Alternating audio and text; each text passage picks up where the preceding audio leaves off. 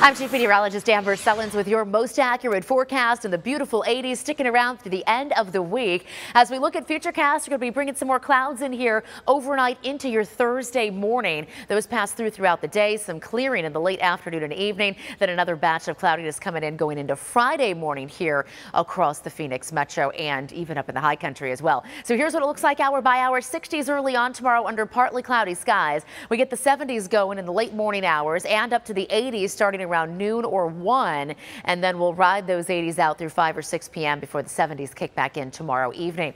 We also have some breezes that will be increasing here throughout the day tomorrow. By lunchtime, breezy out to the northwest and across portions of the high country, and then into the late afternoon and evening we'll kick up a few breezes here in the valley tomorrow too, with winds up to 15 miles per hour as temperatures start to drop going into Friday. Those winds will lighten up, and then we have another warm up to track over the weekend.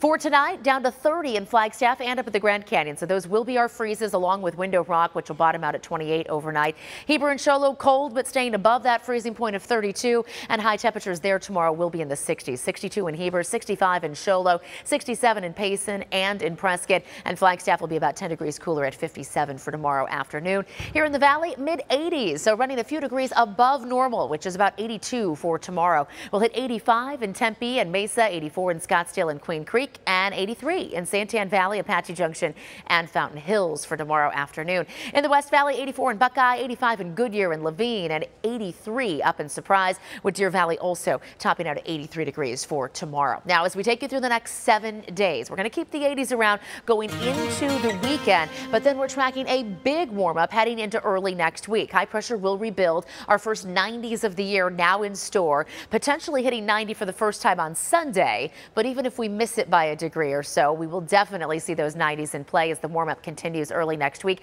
going all the way up to 96 on Tuesday before we track another disturbance that will help get us out of the 90s for the middle to end of next week. We pick up those breezes again and fall down to 88 next Wednesday.